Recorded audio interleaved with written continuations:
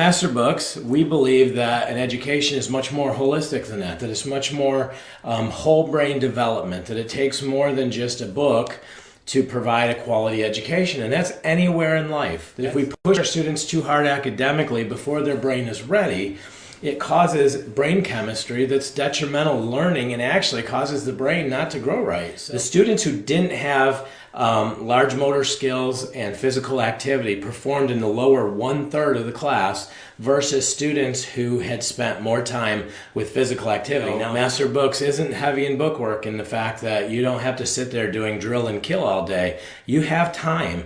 And so my encouragement is get out and do things. If a student is wanting to learn, let them learn. Let them go. Encourage them. Don't hold them back. But also be aware that there's other parts of the brain that need to develop too.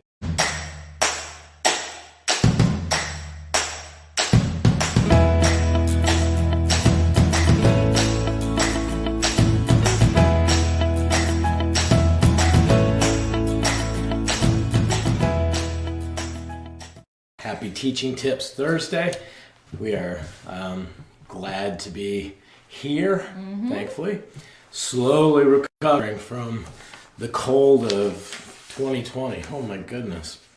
It's been a great start to the year. It has been. Holy cow. My New Year's resolution for next year is just to not get sick in January. Don't make me laugh. Go into a coughing fit. Yeah. So, we'd love to hear your thoughts as we talk about this.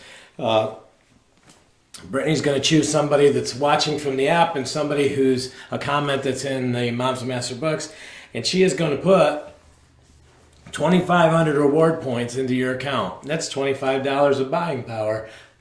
Actually, it's 50, but 25 for one of each. So, anyways. And you know you want it. One of the things we're talking about is a holistic approach to child development. That, you know, we can think we're homeschooling. We're just going to give the kids books. We're going to go out and buy books from a publisher. We're going to sit them at the table. We're going to teach them 2 + 2 = 4, 2 + 3 = 5, 2 + 4 = 6. And they're going to learn that. And they're going to learn those facts. And that's an education. At Master Books, we believe that an education is much more holistic than that it's much more whole brain development, that it takes more than just a book to provide a quality education. And that's anywhere in life. That's anywhere in life. That an education is more than just book knowledge. It's application. It's growing in many different ways, right? Even as an adult, the diet that I have affects my ability to focus and concentrate. If I'm spending too much screen time, if my phone is dominating too much of my time, my ability to focus and concentrate is greatly impaired. How about yours? Wow, way to just call me out. I mean, it's just something. You want to compare screen times? No, because I'm in the Moms of Master Books like all the time. So am I. That's true. I'm not on Instagram or any. That's what takes up mine. So these things affect us as adults, but even more so our young students. So we're going to talk about the importance of gross motor skills and play just a little bit. It's brief today, but last week I talked about the whole brain development and the importance of allowing the brain to grow and mature before you push students too hard, because studies have shown that if we push our students too hard academically before their brain is ready, it causes brain chemistry that's detrimental to learning and actually causes the brain not to grow right. So we want to be careful that we promote healthy learning, and that we realize that, you know, there's so much pressure that at kindergarten they have to learn. Kindergarten years ago used to be just a way to prepare students for school. I would go to kindergarten to learn how to act socially, to build stamina, to learn some basic skills, to learn how to stand in line and follow rules, to learn how to play, and just get ready for serious academic work beginning in first grade. Now, because parents are demanding it and because there's some push that has to happen, We now start wanting to teach academics in kindergarten. We want to teach academics in preschool. And we feel somehow fulfilled if our students are able to do first grade type work when they're kindergartners or preschoolers. And I get it, it's an ego trip, but it's not necessarily what's healthiest for students. And the science and the studies show that. Steph Rasmussen, who is a member of the Moms of Master Books, and I appreciate this very much, she commented on the last video and she said, "This is something I really struggle with implementing. I'm a former kindergarten teacher with my master's in early ed. I know the science behind letting kids play and learn at their own pace. I know what I taught in school was not best practice, yet I find myself getting anxious and getting some school done with my almost 5-year-old. I want to push her and get her through foundation phonics and piggy math, but I have to remember to slow down. She has her whole life to read and solve number problems, and I want her to enjoy the process, and for us, more on learning how to not irritate her brothers."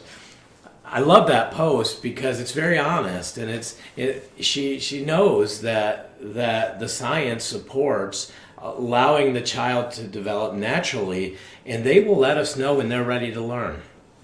And we can tease them a little bit, we can encourage them a little bit, but to push them when they're not ready is difficult. Well, one of the things, and I think in homeschooling, this is especially true, as you have more children, feel free to say I'm wrong on this, okay?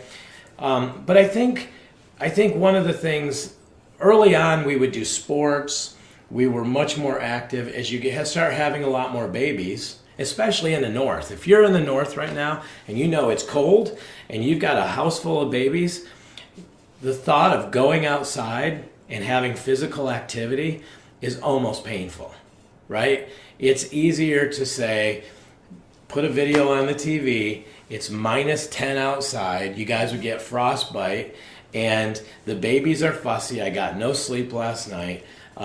The last thing I'm thinking of doing is taking you to the community center so you can go swimming. So now, not that you don't, but it's an inhibition. It's something that inhibits us as we get more families, as we get more kids, children. Okay. Michelle is hiding in the pantry to catch this live. That's funny. So something we have to really make a conscious effort for, especially with younger children, and I think this is something that's true for all of our kids as well, is the importance of play and opening up opportunities for kids to, to develop gross motor skills. Gross motor skills are the large muscle groups. It's the jumping, running, walking, the big muscles. Fine motor skills would be more like writing or kind of the details that takes. And it's interesting because when we apply academics and like say fine motor skills aren't developed, the brain only has a finite amount of resources, so it spends a lot of its time trying to work on fine motor skills, and it does less in the cognitive side. So I'll jump in here. Harvard University in the past ranked Finland as the #1 country in the world for early childhood education. Now, I have love-hate relationships sometimes with secular institutions, and so I know that their studies, But let's pretend that Harvard got this one right, and Finland does have an education system that excels above the rest of the world, and Finland is ranked higher in education, especially early childhood education, than the rest of the world. Well, Finland has done studies. It's called PANIC is the name of the study. It's the Physical Activity and Nutrition Study. And what they looked at was children who had a lot of play, rigorous play every day. How did they perform versus students who didn't have the physical activity. The students who didn't have large motor skills and physical activity performed in the lower 1/3 of the class versus students who had spent more time with physical activity. Now in Finland, their goal is to have 2 hours of physical activity per day.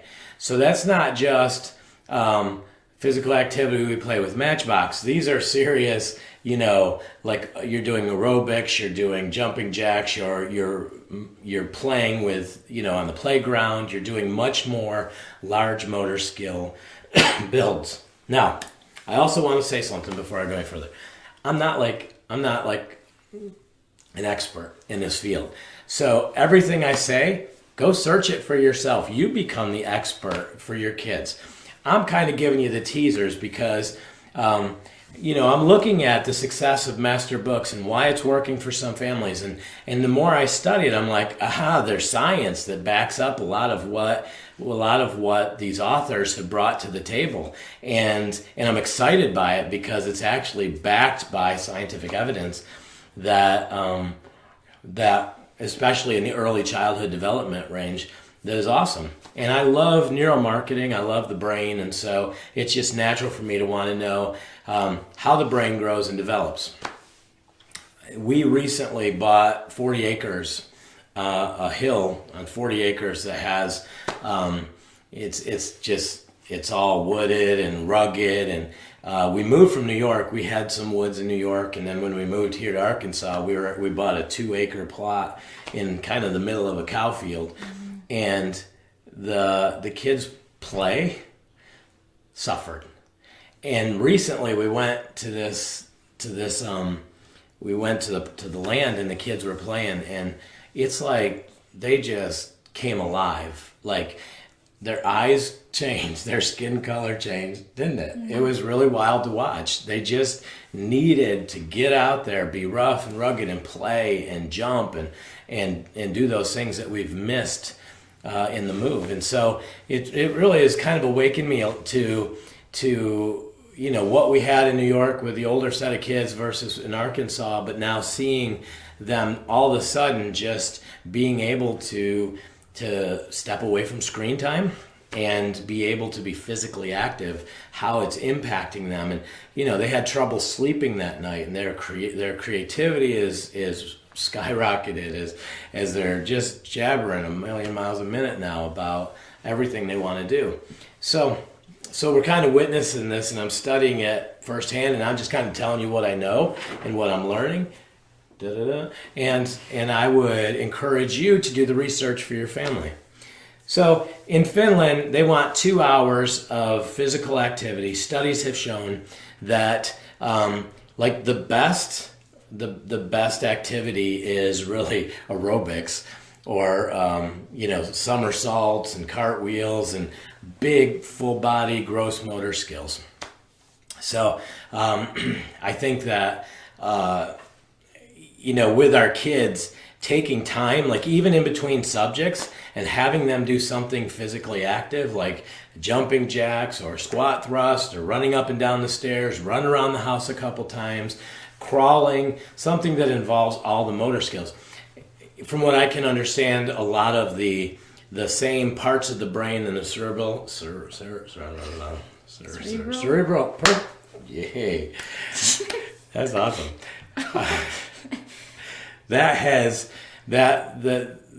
They develop together, and so just having that ability to have that physical activity and do things, but also, Master Books isn't heavy in bookwork in the fact that you don't have to sit there doing drill and kill all day. You have time. And so my encouragement is get out and do things. Be active, be physical. Take the family to the museum. Take your family to the community center. Experience more than just the 4 walls of your home. It's so easy to get kind of confined in those 4 walls. And sometimes I think we need to be challenged to get into the van and go and do something that pushes us out of our comfort zone, gives us new experiences, and awakens the brain. I'm going to read. I'm not going to post the articles because not everything I don't feel would be appropriate. But if you just do a search for how do gross motor skills affect academics, you'll certainly find articles on that. Let's see. Regular participation. Gross motor skills are completed by using larger muscles in the body to roll, sit up, crawl, run, jump, leap, hop, skip, and more. Regular participation in these types of physical activities has been associated with improved academic performance and important school day functions such as attention, memory. Even a baby's ability to sit up unsupported has a profound effect on their ability to learn about objects.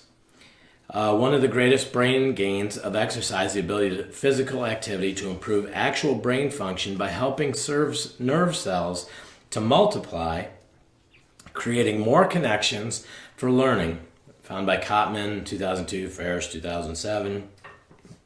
Sounds official if I do that. Mm-hmm. Research has shown that an increase in physical activity has a significant positive effect on cognition. Cognition it's the mental process of acquiring knowledge, understanding through thought, experiencing, and through the senses. So cognition is very important to the overall process. It's really our thinking. It's the ability to think, especially for early elementary and middle school students. As an added bonus, being physically fit as a child may make you smarter for longer as you grow old. I think that's because you actually have more brains. Okay. Schools that have added physical activity into their curriculum showed a 6% increase in students' standardized test scores when compared to peers who had inactive lessons. That's why part of Finland's their academic includes physical activity, going out and doing, being very intentional about gross motor skills. Let's see, one comprehensive research review included 59 studies, indicated a significant and positive impact of physical activity on child's achievement and cognitive outcomes, with aerobic exercise having the greatest effect. Let's see, 90 minutes per week of cardiorespiratory fitness has been associated with improvements in cognitive control of working memory in pre-adolescent children. Children who participated in 90 minutes a week of moderate to vigorous physical activity during an after-school program displayed improvements in working memory. In another study, children who participated in physical active lessons had significantly greater gains in mathematics speeds tests, general mathematics, and spelling scores, although no changes were seen in reading scores. Let's see. One study revealed that pre-adolescent children who completed 20 minutes of treadmill training at a moderate pace responded to test questions on reading, spelling, and arithmetic with greater accuracy and had improved reading comprehension compared to children who had been sitting. In addition, children completed learning tasks faster and more accurately, were more likely to read above grade level following physical activity. That's kind of cool. Mm-hmm.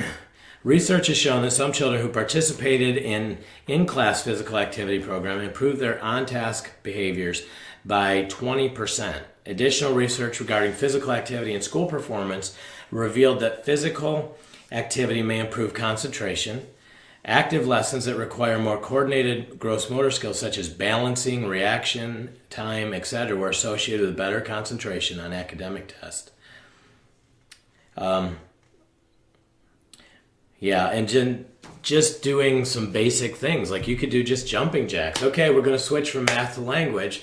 Let's do some jumping jacks. Let's do some push-ups. Let's do some sit-ups. Let's just do something active to do something that is physical, and get ourselves,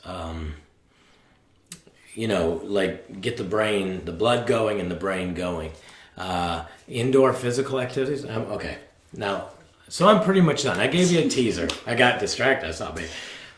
I gave you a teaser that part of what we want to do as home educators is to educate ourselves for our individual students.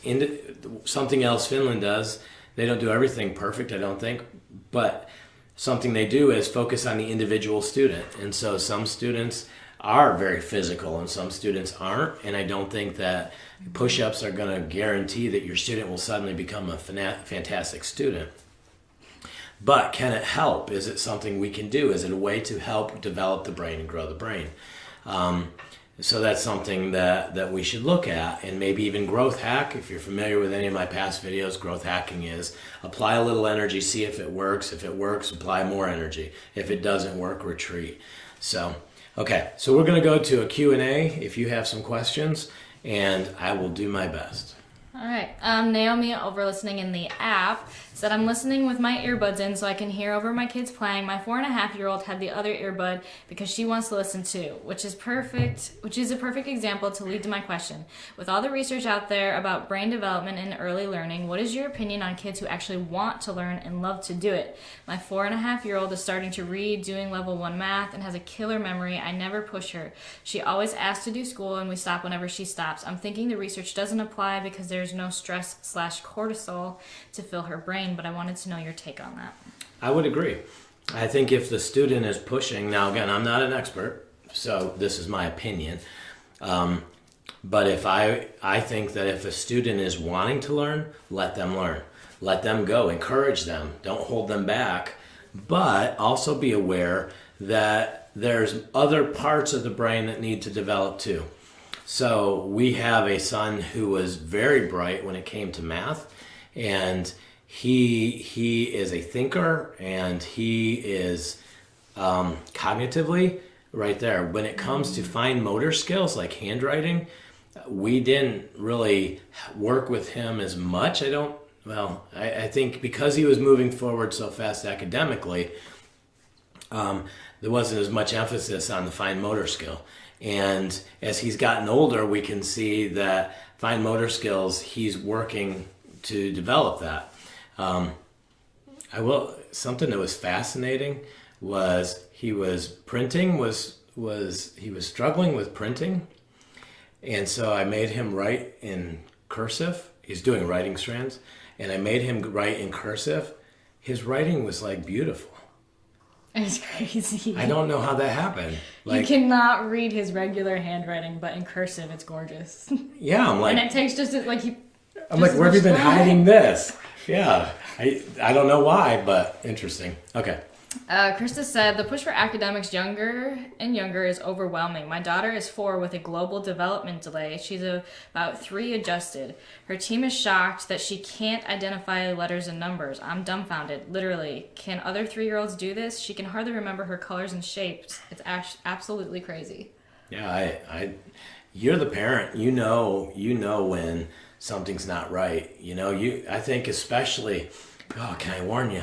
If you're a believer, if you've accepted Christ, you're a child of God and you're a believer, then we have access to ask the Father for wisdom, right? I mean, the gift to the believer is the Holy Spirit, which gives us wisdom. He's our comforter, our coach, our counselor. And so many times the things Scripture says, if you lack wisdom, ask for wisdom and he will give it to you. And as a parent, that's the first place to start. Lord, give me wisdom. Help me to discern. Is this helpful or is this causing damage? And then follow the leading of the Holy Spirit in raising your children. That is, to me, so critical because we have access to the God of the universe to give us wisdom. He can download to us what we need to do, but we do have to stop and ask him for that.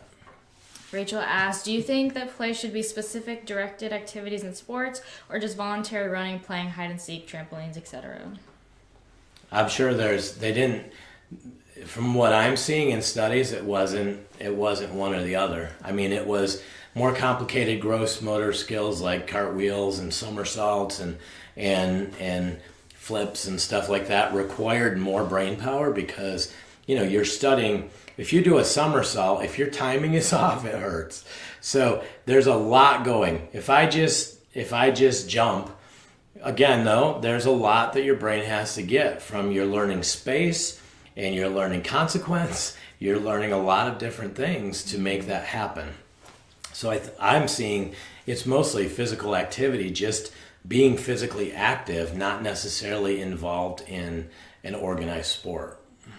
Dana said, great tips. We do gym time only twice a week right now. Are you saying based off the research you're seeing we should be doing more? It is definitely harder in the Northeast winters to get out. She also said that she has a child who does better printing in cursive than in print. Yeah, that's cool. I'm sure there's a reason. I just was surprised. So looking at the schools that are successful, like say the schools in Finland that are saying 2 hours a day of physical activity, maybe that's too much, right? And even in the Northeast, if there's stairs or squat thrusts or windmills or something that can happen that encourages activity, even, I think that's something that you could do. So I think it's awesome when you do the gym. And one of the studies was, hey, if you do 90 minutes a week, even just 90 minutes a week showed improvements. See, I think it's so easy. And like in the Northeast, right? If you live in the Northeast right now, you know how easy it is just to hunker down and survive, right? Especially if you got babies, and then the flu comes, and then it's just, before you know it, 4 weeks have gone by and you haven't left the house. And I think that because we don't put our kids on a bus and they don't go to school and have gym or any of those things, that it's important for us to be conscious of, we got to do something physical to happen, and one of the worst things we can do, and it's becoming more and more prevalent, is screen time. Get your kids off the screens. It's not helping them. I don't see any research that supports that screen time helps a child develop in any way. Mary asked, do you think this goes for teens well? Maybe help to reset. What does? That was just a question. Do you think this goes for teens as well? Maybe help to reset. Most of the brain development side happens before adolescence, but at the same time, I would test it. I think it's worth testing a little bit and see what happens when my teen actually, what happens if we run the stairs or do something physical in between courses. Do they seem to just have a better perspective? Did it get the blood flowing and maybe kind of, for sure diet, we know diet has a huge impact. And every kid is different. We have a son with special needs, and if you give him Mountain Dew, it has a reverse effect on the students who don't. Right? I mean, it's kind of crazy. It's like, the brain is just remarkable. So every one of your kids is unique, fearfully and wonderfully made. Growth hack them. Figure out what makes them tick and what helps them achieve best, and then teach them also to listen to that. Teach them also to be like, hey, when you're eating certain foods, do you feel smarter or do you just feel sleepy? Do you, if you eat breakfast, does school feel better? Or maybe you're better to wait and have breakfast a little bit later. And teach them to kind of maybe even journal some things that physiologically help them to be more alert and healthier and more aware. Awesome. Samantha said, could you do a video on parents new to homeschooling after a child has been in public school? My daughter is in kindergarten and thinking of homeschooling for first grade. I'd love to do that video. I have a lot to say on that. In the app, Bear Spirit said, do you have any strategies for a child who is easily distracted? I'm easily distracted, so it's kind of hard to say. How old is the student? How much screen time do they have? Are they struggling to concentrate and focus? Then some things like exercise, having them, there's a lot of variables that go into that. Jasa, I hope that's how you pronounce your name. She had an interesting comment. She said, yes, my thing won't stop scrolling on me. Yes, we are saying these 5-year-old boys are ADHD when they're 5-year-old boys who need to move, run, and jump. Not saying that there are no cases of ADHD, just saying that it's overused to describe normally early childhood behaviors. I'm so glad that title didn't exist when I was in school. And I refuse to accept it as an adult because curiosity, imagination, like I would say my teachers were never able to give me something I was interested in learning. If they did, I would have focused all day. Yeah. I think we're so quick to say 3, 4, and 5-year-olds because they're not acting like 15-year-olds have some kind of a special need. And I think we do have issues in our society. There's a lot of different reasons for issues, and you can evaluate that. But I do think some of it is not accurate. Yeah. And Amanda said, it makes me sad because many times in the elementary school here, recess is the first thing that's taken as punishment when the class is misbehaving and they already have so little outside time to begin with. Yeah, and see, I think that's, to me, that's ignorance on the part of the education system and not realizing that sometimes classes just need to blow off a little steam. I was part of an interesting experiment. I went from public school in 8th grade into a private school. And it was an ACE school, and if you're familiar with ACE schools, they have a little cubicle that goes all the way around the learning center, and you sit in that cubicle staring at a bulletin board all day. You do paces, and you're there by yourself, motivating yourself to do 5 pages of math, 5 pages of history, 5 pages of whatever. And you go and you score your own work. You can only be quiet. You raise flags to get permission to do things. It's a very disciplined and controlled classroom. So they took these public school students who are now high schoolers, full of hormones and all of the bad influences, and they put us into these little cubicles, and we just were not good kids. I was a really bad kid because I was stuffed into a 2x2 cubicle all day and expected to be silent and just doing my own thing. So what they did was they created a gym program that was very physical. I mean, they would do stuff like we'd go to the side of a steep hill, they'd throw a 100-foot rope off, put us in teams of 5, and we would race up and down that hill, all weather, snow, rain, you name it. We ran 10-mile runs. For 4 hours a week, we were basically going through almost military level physical activity. And we fell into step. We gained physical ability, but we also gained kind of different mental attitudes. We just needed that ability to be like, we needed it to go somewhere, right? And sometimes in life, Dad's working or traveling and out of town, and there's babies and life is happening, and the kids the world just settles into that little space, 20 by 20 space that we call our living rooms, because we're surviving, and I get that, but we have to be also aware of, we've got to do something. We got to physically transition a little bit. Okay. Adrian said, ideas for indoor physical activities. And I know earlier on people had mentioned doing indoor obstacle courses. Over in the app, Dana said that she has a bounce house in their basement set up to keep them active throughout the winters. We had a trampoline downstairs. We had a punching bag, we had a mat. A wrestling mat, yeah. The stairs, yeah, we ended up with a wrestling mat somehow. We had the stairs, and you guys went outside quite a bit and were physically active that way. Yeah. Candace said, any tips to incorporate physical activity into lessons and not in between? I've heard things like drawing numbers in chalk and having kids jump to the correct answers. Any other favorite methods you have to share? Yeah, those mini trampolines are awesome. Sometimes kids just need to bounce. Sometimes kids get labeled when they just are physically active and need to just bounce. So letting them bounce or jump rope, Yeah. We always played Don't Touch the Floor. Like the floor is lava. So you try to get from one side of the house all the way to the other side of the house without touching the floor. Yeah. Yeah. I didn't have any more questions pulled out. Okay.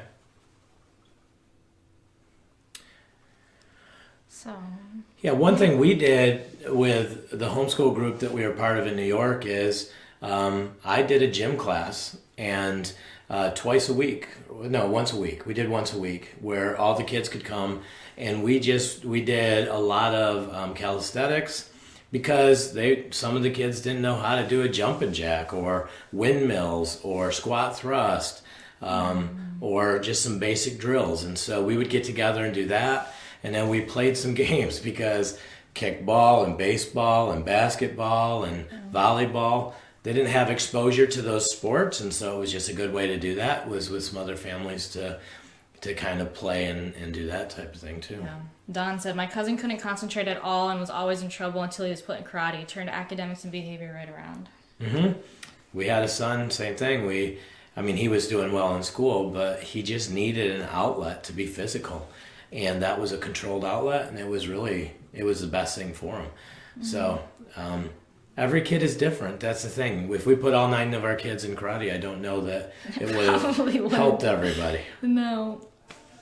Okay. I will say, though, I was fasting for a little while, and I would get up early and work out before work, so I'd get up at 6 instead of 7 and work out. And the days that I did that, I actually got more work done. Now I need to go back to it because... Well, we get sick. That's the hard part. That was the hard part. Is, we got into it, then we got sick, and then it's who wants to start working out again? Yeah. And this is for me, we get what we lead. And as I get older, it's easy to become more sedentary. And I have to force myself to go out and throw the football. When I was 20, I still wanted to play football. I was like, hey, this is fun. So I would go and do those types of things. Now, I'm 50, and when I throw the football, my shoulder hurts, but I still have young boys that need me to be physically active with them. Mm-hmm. So I have to lead. I have to sacrifice and lead, and that isn't always easy. The path of least resistance is go home, turn on the TV, watch something. Man, now it's easier than ever. Before Netflix or the Amazon Prime, when you could watch documentaries or find something interesting at all times to watch with no commercials, it was a little bit easier to not watch TV. Now you just have to pack the thing up and just not even look at it because it's so easy. Before you know it, you spent the whole night watching documentaries and never moved. Angela Dale said dance parties. Okay, Jenna Mudd. She's the lady who does, she's the cover of our catalog, and she does a lot of the images for us. I saw on her Instagram story the other day, they turned their Bluetooth speaker all the way up, and all of her kids were dancing and cleaning and doing chores. It was super cool. That's cool. Yeah. Anyways, Michelle said, I'm here just listening and learning, and I'm now wondering if there's any resources coming out to help with home gym class. In the future, I think it'd be awesome. I think, the developmental side of learning is something that we're learning more about and the importance of it. I know there's, Kristen's talking about some stuff. I know the Simply K and Stepping Stones have development in them. So I would anticipate in the future that'll be something that you would probably see. There's nothing in the proposal or project phase.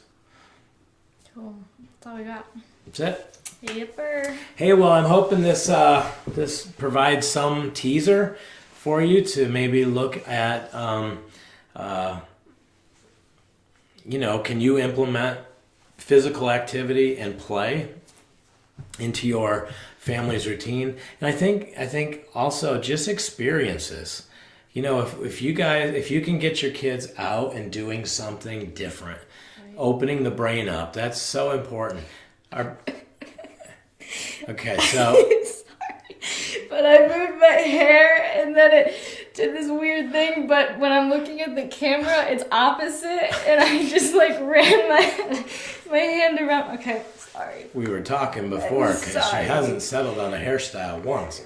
Granted, mine is probably getting boring, but yours is It's different every time, so I can't figure out what to do with it, but that was distracting. Okay, sorry. Jenna, maybe. I'm a mess. Jenna said, yay for family dance party. Okay. Continue. We did that. Now we're going to go off on a tangent, but we did that with our church.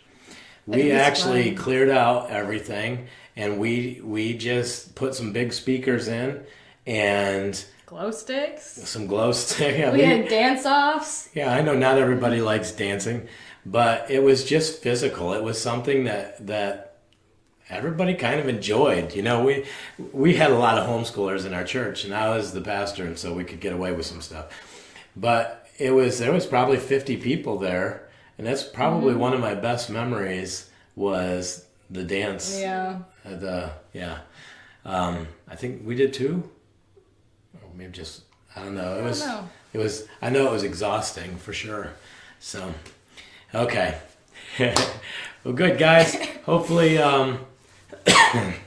hopefully you got something from it, and it's something we want to hear feedback too, right? Make sure to let us know in Mom's Master Books or in the app if you apply some ideas of just a little exercise and begin to see something taking off. Again, want to remind you about CAT testing, that if you're interested in standardized tests, we have the coupon.